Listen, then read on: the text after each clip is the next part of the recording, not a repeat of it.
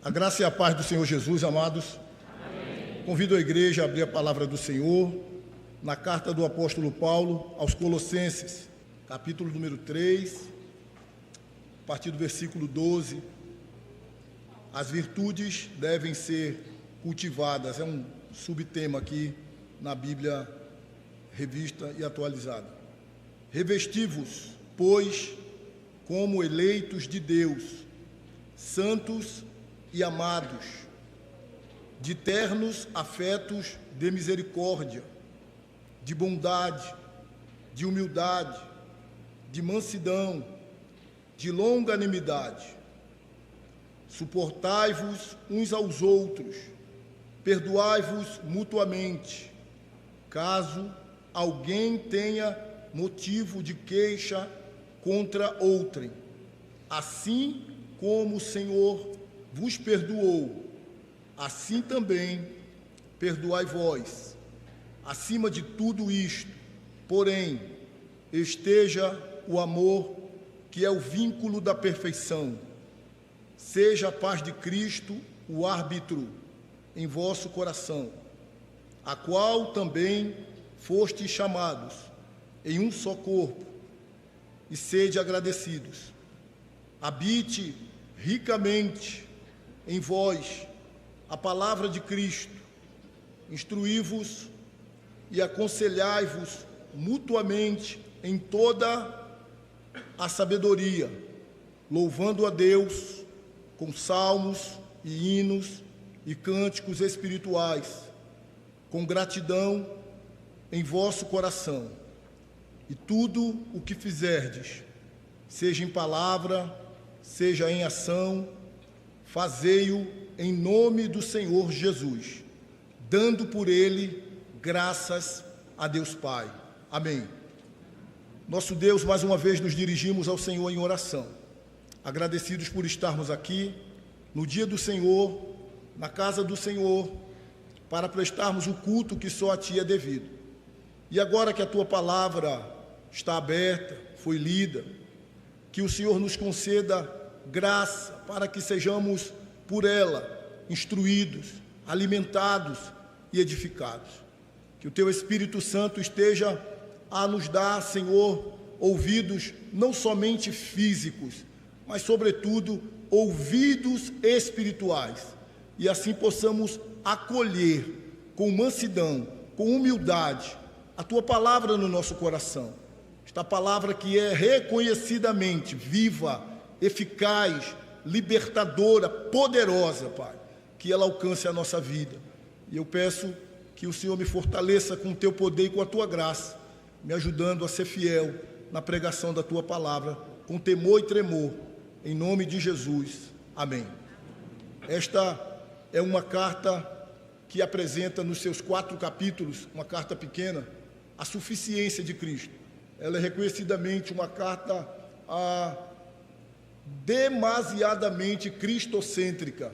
Nós vamos encontrar aí por dezenas de vezes a expressão em Cristo ou expressões correlatas a essa por mais de 2 dezenas de vezes. Em Cristo, por meio de Cristo, nele, através dele. Então, é uma carta que enfatiza a suficiência do Senhor Jesus. E o contexto que o Paulo escreveu esta carta era para combater algumas heresias que estavam tentando se infiltrar na igreja de Colossos, como, por exemplo, gnosticismo, ascetismo, liberalismo, sincretismo. Então, a igreja estava sob ameaça de que alguns estavam propagando heresias que diziam que crer em Cristo e ter Cristo, ok, mas não somente Cristo, você precisava de algo mais, uma muleta, por assim dizer. E Paulo escreve esta carta aos Colossenses para mostrar a suficiência de Cristo. Cristo e nada mais é necessário para a salvação, para a conversão, para a transformação, para a libertação de qualquer pessoa. Somente Cristo e nada mais. Não existe aquela ideia de Cristo mais isso, Cristo mais aquilo. Cristo, Ele é suficiente. E Paulo, então, nesses 2 primeiros capítulos, capítulo 1, ele ora pelos colossenses, ele agradece a Deus pelos colossenses, pela maneira que a fé daquela igreja estava se desenvolvendo, ele pede a Deus para que eles tenham profundidade e maturidade espiritual, ele fala a respeito de Cristo, a glória em vós, a esperança da vida, e a partir do capítulo número 2, ele então passa a combater de forma mais firme essas heresias do ascetismo, do gnosticismo, do sincretismo, e adentra então no capítulo que será alvo da nossa fala nesta noite, o capítulo 3, começando com essa expressão, portanto, ou seja, tendo em vista tudo que eu acabei de falar, que tem tudo a ver com a próxima parte agora, tendo em vista, ele diz, portanto, se fostes ressuscitados juntamente com Cristo. Então agora ele passa a dizer o seguinte, se você está em Cristo, busque as coisas do alto, pense nas coisas do alto, e ele vai trazer alguns imperativos para a igreja. O que são imperativos? São ordens de Deus, através daquele homem inspirado pelo Espírito Santo.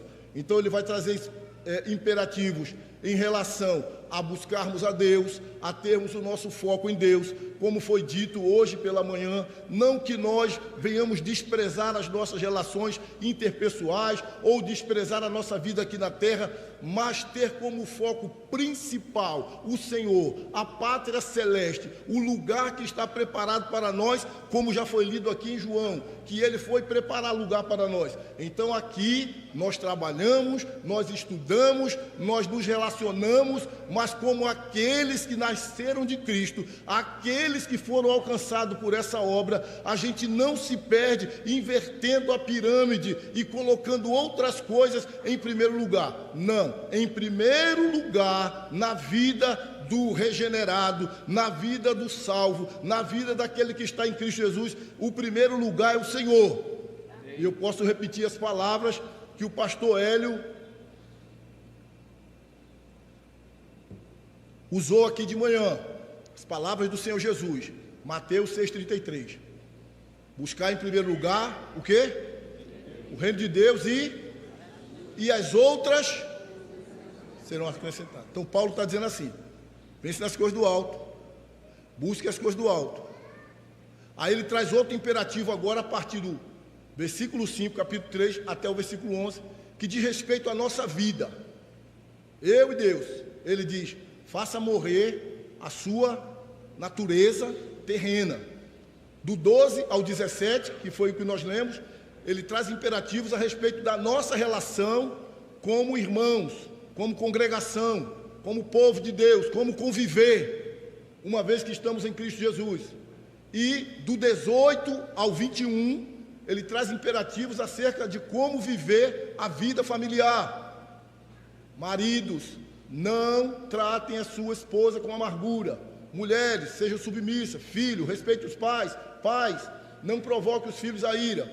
E do 22 até o versículo 1 do capítulo 4, ele traz imperativos acerca da nossa vida em sociedade. Como ser um patrão cristão, como ser um empregado cristão. Então, nós estamos nessa segunda parte desses imperativos, onde ele está falando acerca de como nós devemos viver como congregação, relacionamento de uns com os outros. E isso já é suficiente para derrubar aquela falsa ideia de cristão desigrejado, de cristão sem igreja. À luz da Escritura, não há apoio para essa ideia de desigrejado. Eu posso servir a Deus sem estar conectado com a igreja. Eu posso buscar a Deus em qualquer lugar. É uma falácia querer ser cristão, querer fazer parte do povo de Deus e não estar envolvido com a igreja do Senhor. Esta igreja é dele, foi ele que estabeleceu, e aqui mesmo em capítulo 1, versículo 18, está dizendo que ele é o cabeça da igreja, e nós precisamos estar ligados como corpo à cabeça, até porque não há vida para o corpo se estiver separado da cabeça. Se você quiser fazer um teste, é só cortar a sua cabeça, você vai ver que não tem como viver fora da cabeça. Estou brincando, viu? Não vai querer sair daqui e fazer o teste, dá errado. Então, depois de tudo isso, o versículo, obviamente, 11, que precede o versículo 12, ele traz ali uma realidade de que se Cristo está em todos, não há mais separação, não há mais divisão. Quando Cristo é tudo em todos, todo tipo de divisão, de separação, ela cai por terra. E em Cristo todos são feitos um. Aí ele fala que não tem mais separação entre judeus e gentios. Ou na expressão que ele usa aqui no versículo 11, ele pode dizer assim: no qual não pode haver grego, que é uma palavra para os gentios, nem judeu. Não tem mais separação. Antes de Cristo, hostilidade e separação. Então, ele fala de 4 barreiras que é quebrada, onde Cristo está, onde o Evangelho chega. A barreira, por exemplo, racial. Não existe mais raça contra raça. Quando nós estamos em Cristo, pessoas de raças diferentes são chamadas a sentar na mesma mesa. A parede da separação religiosa, incircunciso e circunciso, acabou isso. Agora em Cristo nós somos um. Então ele quebra a parede racial, ele quebra a parede religiosa, ele quebra a parede cultural. Quando ele fala aqui de bárbaros e citas, mas quando se está em Cristo, Cristo é tudo em todos e as paredes caem.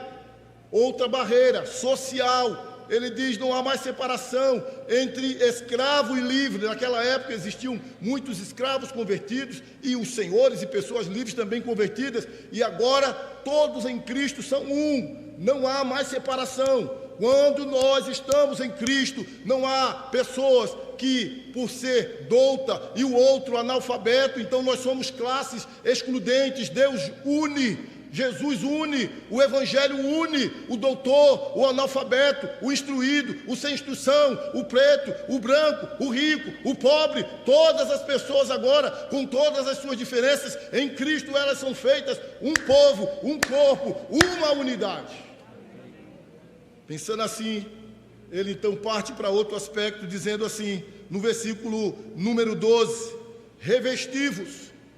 Revestivos, é como se você tirasse uma roupa, quando ele fala lá no versículo 4, no versículo 5, 6, 7, 8, 9, você está em Cristo, então você não pode mentir mais, você não pode ter mais envolvimento com prostituição, com lascívia, com imoralidade. Você agora deve falar a verdade com o seu irmão, porque você deve fazer morrer essa sua natureza terrena. Então, se por um lado ele diz: se despoje dessas coisas, se dispa dessas coisas, arranque essas vestes velhas do homem velho, da natureza velha, do homem carrancudo, do homem odiento, do homem iracundo, do homem que resolvia tudo na ponta da faca, que não levava desaforo para casa, e se fosse necessário para resolver uma situação, ele mentia. Então tira essa roupa agora, tira essa roupa velha. Se você olhar comigo aqui, versículos 8 e 9, diz assim: agora, porém, despojai-vos igualmente de tudo isto. Ira. Você em Cristo não pode ser uma pessoa iracunda. Você não pode ser uma pessoa indignada no sentido da revolta. Obviamente que existe indignação justa, mas ele está falando no aspecto negativo. Você não pode mais ser uma pessoa maldosa, cheia de maldade. Você não pode mais ser maledicente, fofoqueiro. Você não pode mais ter uma linguagem obscena, cheia de palavrão, cheia de coisa feia, a boca suja. Não pode, se despoje disso. A linguagem obscena do vosso falar. No 9, não mintais uns aos outros. Não pode mais ter mentira. Uma vez que vos despiste. O que é despir? É tirar roupa. É aquele dia que você chega do trabalho, ou da academia, ou de onde quer que seja, suado, a roupa está suada. Então você chega lá e tira aquela roupa, e você vai tomar banho, e agora a partir do versículo 12 ele está dizendo: se revista, bota uma roupa limpa, bota uma roupa nova, a roupa suja, joga fora. Mas você agora vai revestir-se com a vida nova, porque é isto que acontece quando nós estamos em Cristo Jesus. A nova vida em Cristo Jesus, ela passa por esse despir e ela passa por esse revestir. Revesti-vos, pois. Veja, 3 expressões qualitativas de Deus para o seu povo. Expressões que nos devem fazer viver em paz e tranquilos e felizes, mesmo diante de dias maus, difíceis e de um mundo que nos é hostil, um mundo que é injusto, um mundo que está instável por causa do pecado. Mas como o pastor disse muito bem hoje à tarde, de manhã aqui, que a nossa referência é Cristo, que a nossa alegria é Cristo, que a nossa felicidade é Cristo. E quando nós estamos pensando que a felicidade está ligada a um carro mais novo, a uma casa mais nova, a mais dinheiro na conta, isso é um engano, porque tem gente aí com milhões, mas de noite elas estão se drogando, de noite elas estão sem dormir, de noite elas estão no buraco, porque elas têm tudo, mas elas não têm Jesus. E como já diz um ditado, que não está na Bíblia, mas é verdadeiro: quem tem Jesus, tem tudo. Quem não tem Jesus, não tem nada. Então Paulo usa essas expressões aqui, dizendo assim: revesti-vos, pois, como eleitos de Deus, santos e amados. Veja, você que está em Cristo, você é eleito por Deus, você foi escolhido por Deus antes da fundação do mundo. E não tem nada a ver com presciência, não tem nada a ver com que Deus viu que você ia ser assim assado e Ele resolveu escolher você. Não, Deus, segundo o beneplácito da sua vontade, segundo o seu querer, Ele escolheu você como seu filho, como seu escolhido, como amado dEle. E Ele diz mais: quando você é escolhido por Deus, você é de Deus, obviamente, aí já está implícito perdão dos seus pecados, justificação em Cristo Jesus, vida eterna assegurada. Isso tudo é motivo para que nós tenhamos paz no coração, porque o Deus Todo-Poderoso olhou para nós, vermes, miseráveis, pecadores, que não temos nada de bom em nós mesmos, mas Ele decidiu nos amar. Como já foi lido hoje: não fostes vós que escolhestes a mim, mas eu, disse Jesus, escolhi a vós outros. Então, se você está em Cristo, você é um eleito de Deus. Se veja assim, querido, como alguém que Deus escolheu para estar com Ele eternamente. Não só elegeu, mas Deus também, como diz aqui na sequência, nos fez separados.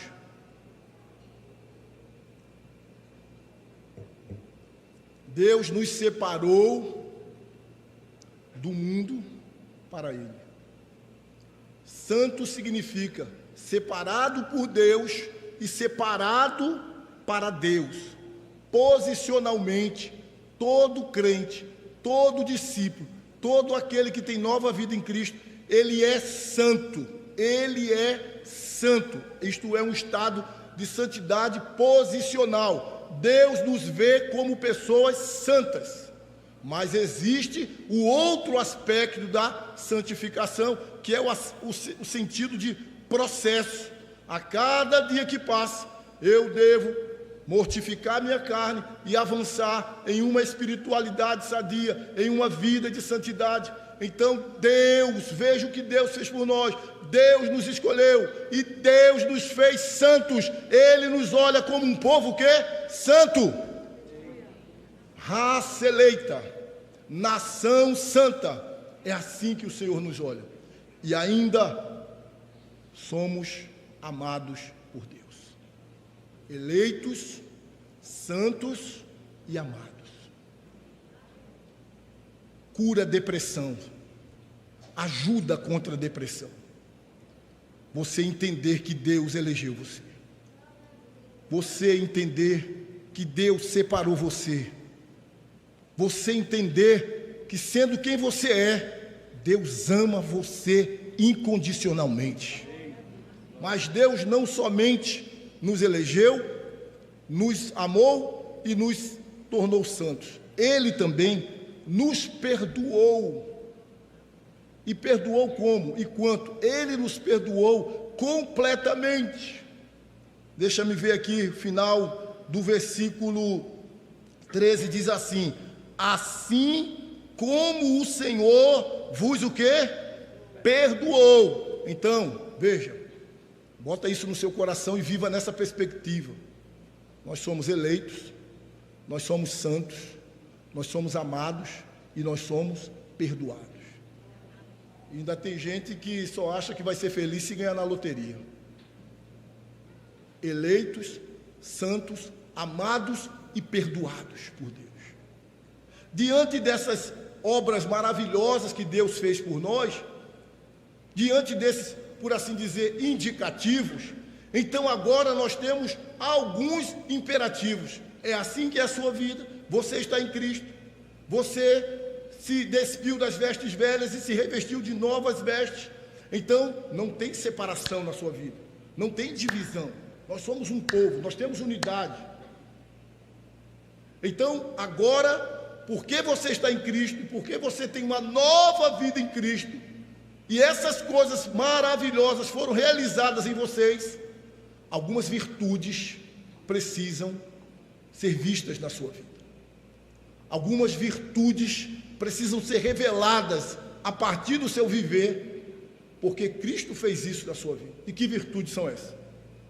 5 virtudes eu quero destacar aqui. Em primeiro lugar, diz aqui: revesti-vos, pois, como eleitos de Deus, santos e amados, de ternos afetos de misericórdia.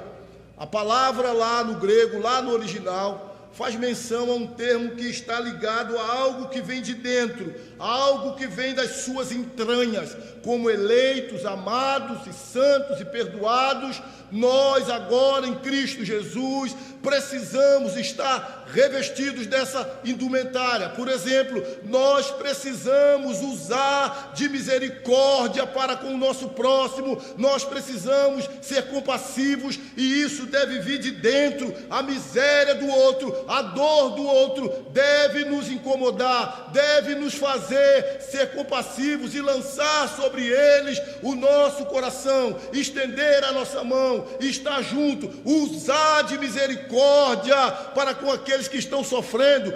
Você pode pegar o exemplo do bom samaritano, do cara que estava lá, foi assaltado, todo quebrado, e aquele homem que não tinha nada a ver passou, mas teve misericórdia daquele homem. De Jesus, quando está ali em Mateus capítulo 9 e olha para aquelas ovelhas, ele diz assim: como ovelhas que não têm pastor, e ele se compadece daquele povo. Então eu e você, como filhos de Deus, como pessoas que estão em Cristo Jesus, com nova vida, nós precisamos ter em nós entranhados afetos de misericórdia. A dor do outro, o sofrimento do outro, o anúncio da disciplina do outro deve doer no nosso coração, deve trazer lágrimas aos nossos olhos, não deve trazer especulação, não deve trazer outro tipo de coisa, senão misericórdia para com o outro. E é isso que Paulo está dizendo. Você foi eleito, amado, separado, perdoado, mas você precisa revelar na sua vida entranhados afetos de misericórdia. Não é estender o dedo para julgar, não é estender o dedo para falar mal, não é estender o dedo para ser maledicente, mas estender, por assim dizer, o nosso coração com misericórdia. Imagine, ele está falando aqui de relacionamento da congregação de uns para com os outros. Imagine que saúde na nossa vida pessoal e coletiva, na nossa vida congregacional, se nós nos dispusermos a usar de misericórdia de verdade, entranhadas misericórdia que vem das entranhas de uns para com os outros. De nós, ao invés de estarmos ali para julgar ou para acusar, estarmos ali para sentir a dor do outro, para nos compadecer do outro, e para sermos instrumentos de bênção na vida do outro, para ser mantas de ternura na vida do outro, para ser um bálsamo na vida do outro, para ser um refrigério da parte de Deus na vida do outro, para trazer uma palavra de consolo, de alento na vida do outro. Essas marcas precisam estar na vida daqueles que são nova vida em Cristo Jesus. Mas ele não para por aqui, ele segue dizendo que, além de entranhados afetos de misericórdia, nós precisamos também de o quê? bondade. Nós precisamos ser bondosos para com o outro. Nós precisamos externar, expressar, manifestar bondade na vida do outro. É interessante que bondade e misericórdia tem tudo a ver uma coisa com a outra. Porque se você é misericordioso, obviamente você é o quê? Porque não pode você ser misericordioso e ser maldoso. Não tem nada a ver. Então uma coisa puxa a outra. Você é misericordioso, necessariamente você também vai ser uma pessoa bondosa, que pratica atos de bondade, uma pessoa benigna. E é interessante que essas duas virtudes iniciais são virtudes que a gente pode dizer assim, de uma situação que nos coloca na ativa, na ação. Então você é que derrama a misericórdia, você é que vai procurar ser bondoso, você vai ser um agente da parte de Deus, de exercer misericórdia e de exercer bondade. Então, são virtudes que exigem que você haja, que você faça, que você tenha ação, diferentemente das outras três que serão citadas aqui. Então, irmãos, o Evangelho do Senhor Jesus Cristo é muito mais do que Paulo diz lá em Coríntios, é muito mais do que palavras, é poder, é mudança de vida, mudanças de práticas, marcas do Evangelho de Cristo Jesus, que nós encontramos, por exemplo, tudo isso aqui tem a ver com o fruto do Espírito Santo. Então essas marcas, essas virtudes, elas precisam ser vistas na nossa vida. Nós precisamos, individualmente e coletivamente, sermos conhecidos como um povo misericordioso, como um povo bondoso. E nós vamos olhar para quem e encontrar essas marcas? Vamos olhar para Jesus, que vê aquela mulher ia enterrar o seu filho, a viúva de Naim. E Jesus olha aquela cena e ele se compadece, ele tem misericórdia e ele age com bondade na vida daquela mulher, ressuscitando o filho daquela mulher. E nós temos que ser essas figuras de Cristo, essas representações de Cristo. Mas o que acontece muito nos nossos dias é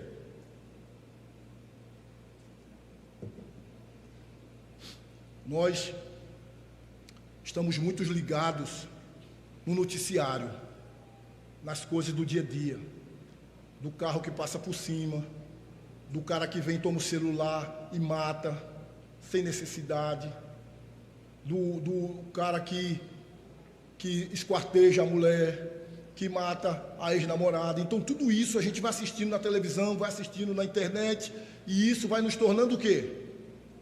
Insensíveis. Normal, era o dia dele, é assim mesmo, o mundo é assim, e a gente vai se tornando insensível, e nosso coração vai criando uma casca, e a gente vai endurecendo, e parece que ser misericordioso, e parece que ser bondoso, e parece que acreditar no outro, estender a mão para o outro, dar a chance para o outro, parece que é ser tolo, mas não é isso. Na verdade, estender a mão para o outro, ser bondoso, ser misericordioso, são virtudes que nós adquirimos do Evangelho e em Cristo Jesus. Mas nós vivemos em uma sociedade, em um mundo que com suas notícias, com suas maldades e violências, vão nos tornando insensíveis, e isso não pode continuar assim. Nós precisamos ser o povo da misericórdia e nós precisamos ser o povo da bondade. Amém? E ele avança agora.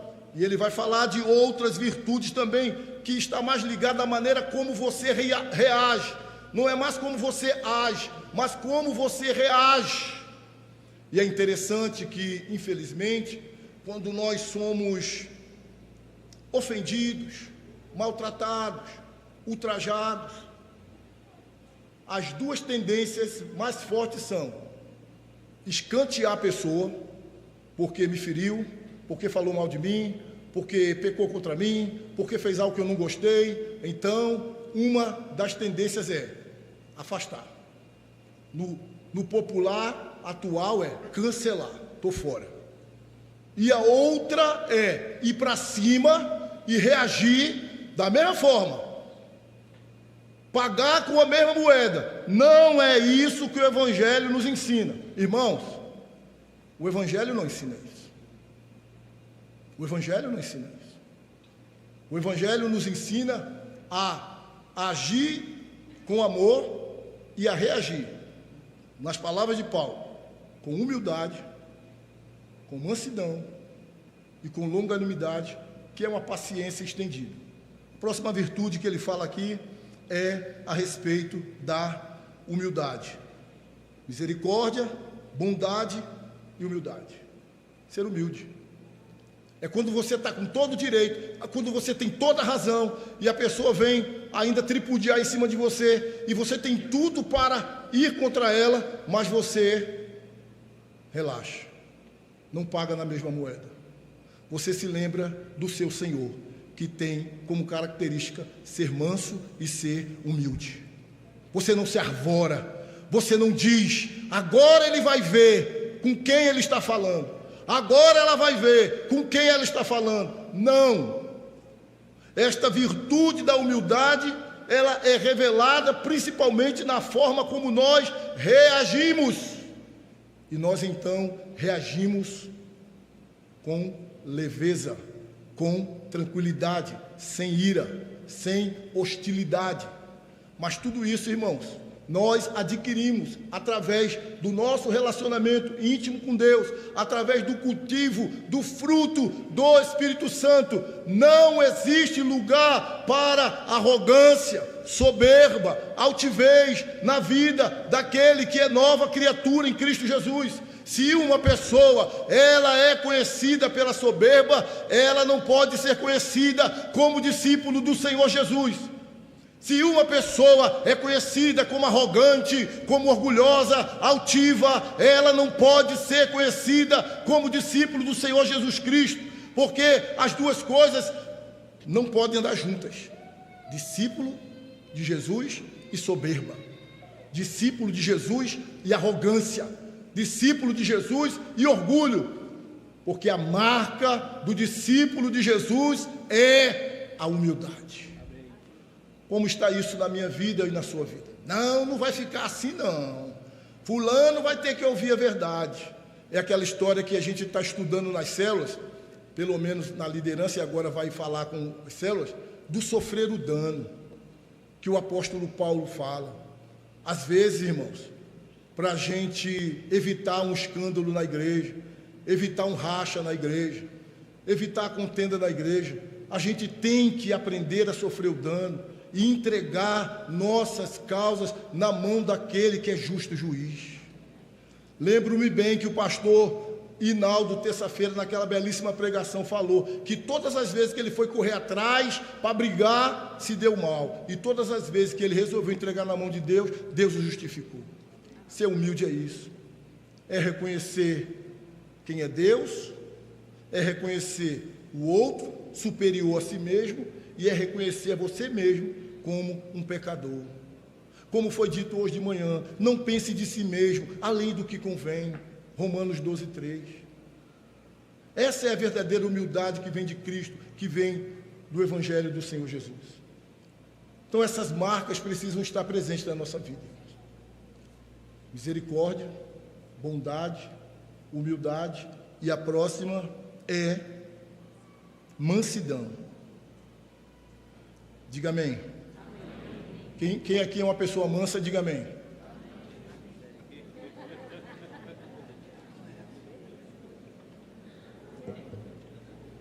Mansa não significa ser uma pessoa fraca, porque o maior exemplo de mansidão na Bíblia, quem era? Não entendi. Não, Jesus não vale. Moisés. No entanto, era um homem o quê? Forte. E o outro exemplo, obviamente, vocês já disseram, Jesus, manso e humilde. Então parece às vezes que a pessoa, quando se manifesta, ela parece que é discípulo de outro e não de Jesus. E ser manso não significa ser mole, ser manso não significa ser fraco, ser manso não significa deixar tudo para lá. Mas ser manso significa, em outras palavras, ser equilibrado, ter domínio próprio. E Provérbio diz que quem tem domínio próprio, ele é melhor do que um herói que conquista uma cidade. Então, outra coisa que não combina com o cristão, com o nascido de novo, é ser violento, é ser bravo, iracundo, tudo na ponta da faca. Você conhece fulano de tal? Conhece, aquele bicho é brabo demais. Se ele é conhecido como brabo demais, ele não é crente. Porque o crente tem como marca a mansidão, amém, irmãos? E não a ira, o resolver tudo na ponta da faca. Então, se você era assim no passado, e isso lhe persegue, e isso lhe perturba, então você tem que estar orando a Deus e pedindo: Senhor, eu tenho esse ponto fraco, eu não gosto de levar desaforo para casa. Quando a pessoa me ofende, eu fico vermelho, eu fico irado, eu fico querendo fazer isso e aquilo. É uma luta que você tem. Um tem uma luta com a bebida, um tem uma luta com o sexo oposto, outros têm luta com o sexo do mesmo sexo. Mas se você tem essa luta, fale com Deus, porque nós precisamos ter na nossa vida a marca da mansidão. Repetindo, ser manso não é ser besta no aspecto de ser fraco e deixar tudo para lá, mas é você ter domínio próprio e saber resolver as coisas da maneira correta. E por último, em relação à virtude, ele fala da longanimidade, que nada mais é do que ter uma paciência estendida. Você ser paciente. Pavio o quê? Longo. Eu nem pavio tenho. Você não é crente não. Eu nem pavio tenho. Não é crente não. Pavio tem que ser o quê? Longo. Paciência. Andar 1 milha, andar 2 milhas. As mulheres podem dizer amém. Tivemos uma reunião ontem de mulheres, aí tinha um espelho com várias virtudes da mulher, sábia, não sei o que, não sei o que, não sei o que. Que a mulher entrava ali naquele espaço, tirava uma foto. Só que o nome paciência ficava aqui, escondido. Quando a mulher entrava para tirar a foto, ou seja, a virtude da paciência desaparecia. Não pode. E eu fiz uma crítica construtiva. O nome paciência tinha que estar bem claro ali para a pessoa ver que a paciência precisa estar marcando a nossa vida. E quantas coisas nós podemos evitar, irmãos, nesta prática de ser longânimo, nessa prática de ser paciente. E quantos danos nós cometemos, irmãos, por causa da impaciência, por causa da intemperança, por causa do nervosismo, do sangue fervendo. Aí a palavra já saiu, já machucou, já feriu, e não tem como voltar atrás. Então o que Paulo está dizendo é que nós, como eleitos, santos e amados, precisamos nos revestir dessas indumentárias, dessas roupas de misericórdia, de bondade, de humildade, de mansidão e de longanimidade. Essas virtudes precisam ser vistas na nossa vida. Amém? Amém. Entendido até aí, irmãos? Então ele avança agora no capítulo 13 e eu vou parar no versículo 13, não vou avançar até o 17. Pode ficar tranquilo, porque você está fazendo as contas. Se o pastor falou até agora, só no versículo 12, então vai até 8h30. Viu, miserável pecador? Fica já, essa pregação vai acabar que horas? Vou falar só até o 13, amém? Aí ele diz agora: com tudo isso, suportai-vos uns aos outros. Seja suporte para o seu irmão, e suporte o irmão chato, e suporte o irmão cabuloso, porque nós somos crentes, mas nós não somos perfeitos. Nós só seremos perfeitos aonde? No céu. Portanto, existe crente chato, existe crente cabuloso, mas ele é crente, ele é seu irmão.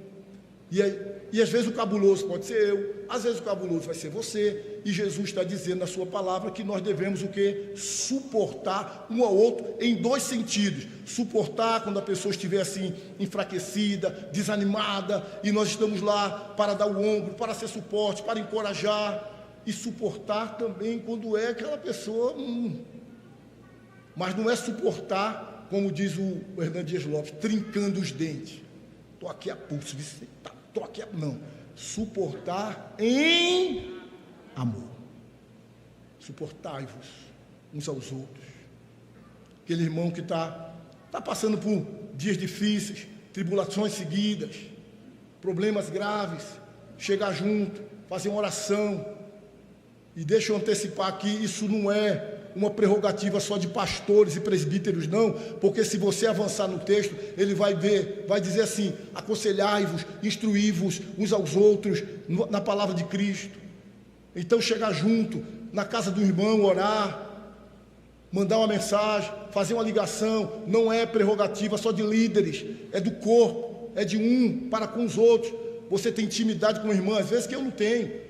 Você tem intimidade com o irmão, às vezes que eu não tenho. E você sabe de coisas da vida dele que eu não sei, que nós não sabemos. E você pode chegar lá, fazer uma visita, fazer uma oração, dar um suporte. Talvez chegar lá só para chorar com o irmão. Eu não sei o que eu vou falar. Vai lá dar um abraço. Vai lá e diga: Deus te abençoe, meu irmão. Eu sei que tua luta é grande, mas o que eu puder fazer, eu estou aqui. Deus te abençoe. É ser esse suporte uns para com os outros. Mas ele avança.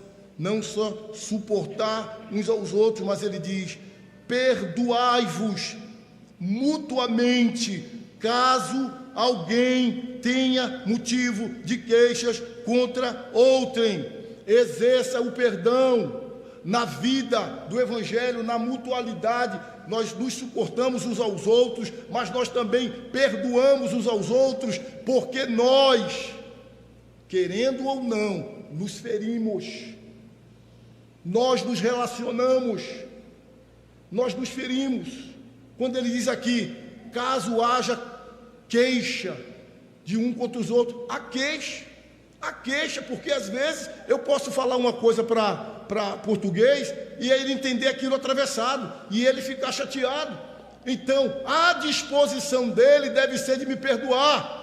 Às vezes alguém pode falar alguma coisa comigo e eu me sentir ferido, talvez sem intenção, às vezes com intenção, mas a minha predisposição sempre, uma vez que nós nos relacionamos, uma vez que nós como pessoas decepcionamos e somos decepcionados, nós temos que estar sempre dispostos a perdoar.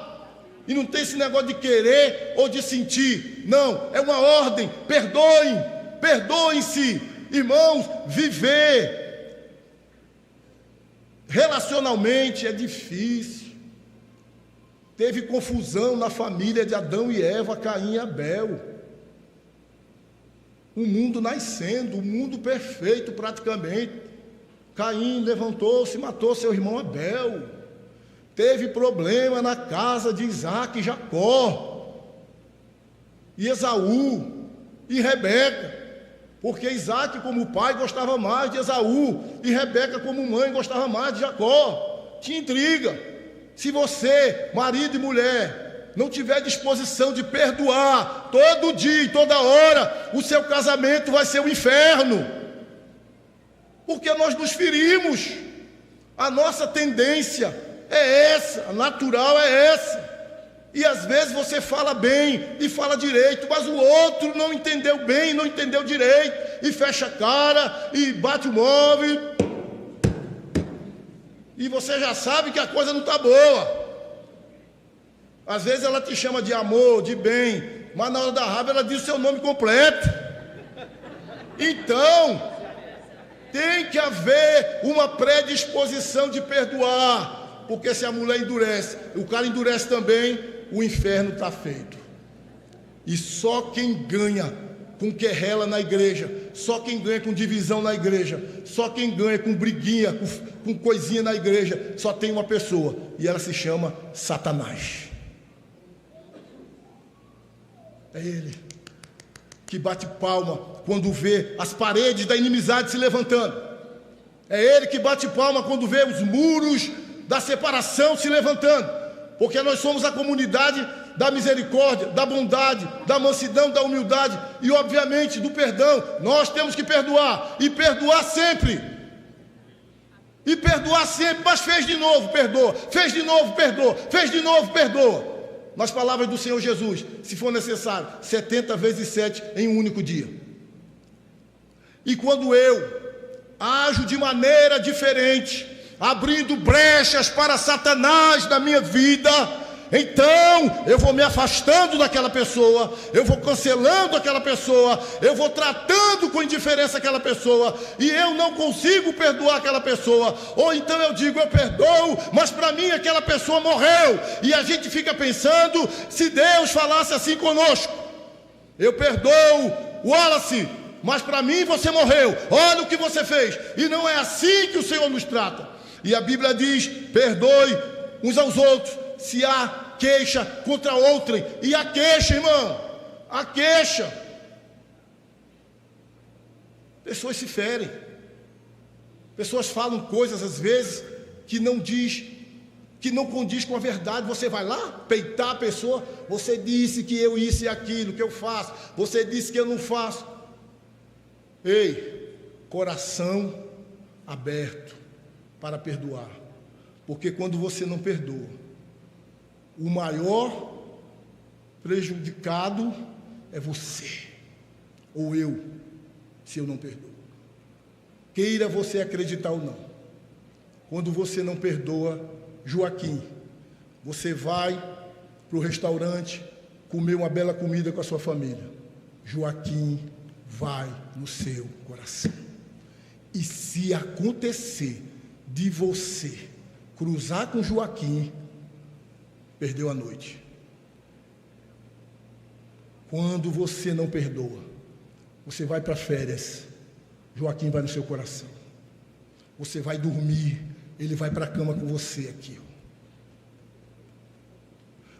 Fora dizer, queira você acreditar ou não, seu culto a Deus está comprometido. Seu culto a Deus está comprometido. Sua oferta a Deus está comprometida. Sua adoração a Deus está comprometida. Pensa na cena: tu és santo, coração quebrantado, lágrimas descendo, poderoso, tu és digno. De repente, quando tu abre o olho, fulaninho passa na tua frente.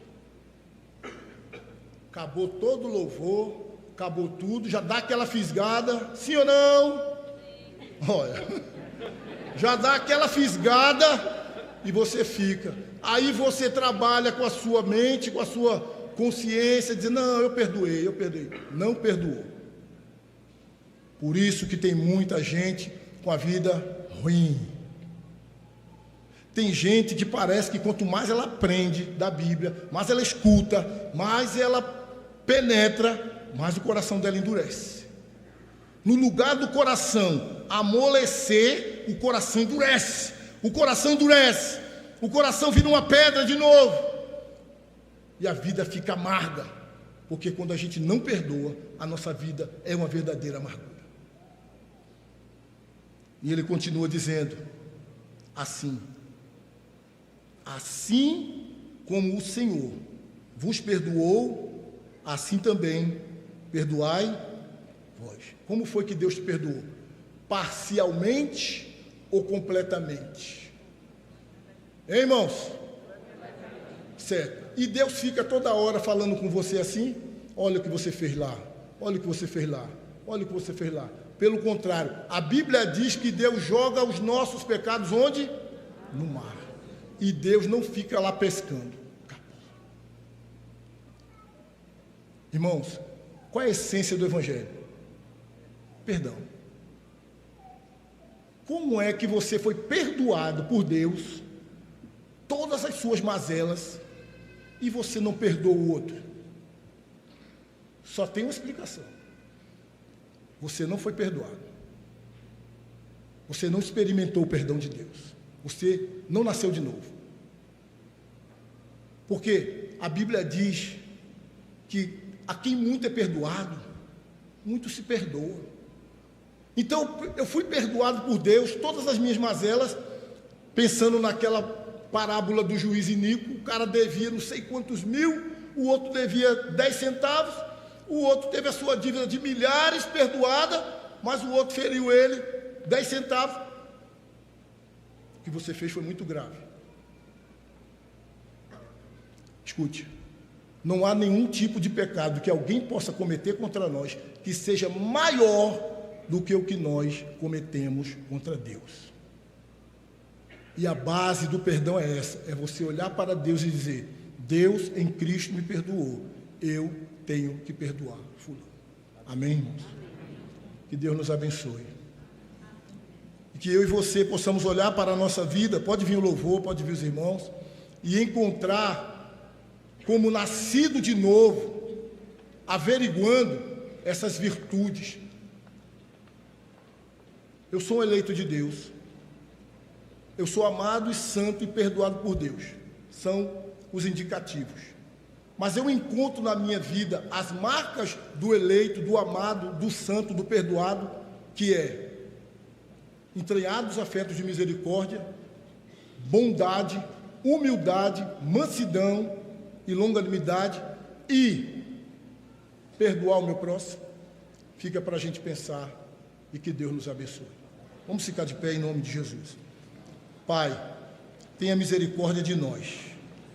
Nos faça ver, assim como somos, novas criaturas, eleitos, amados, santos, perdoados.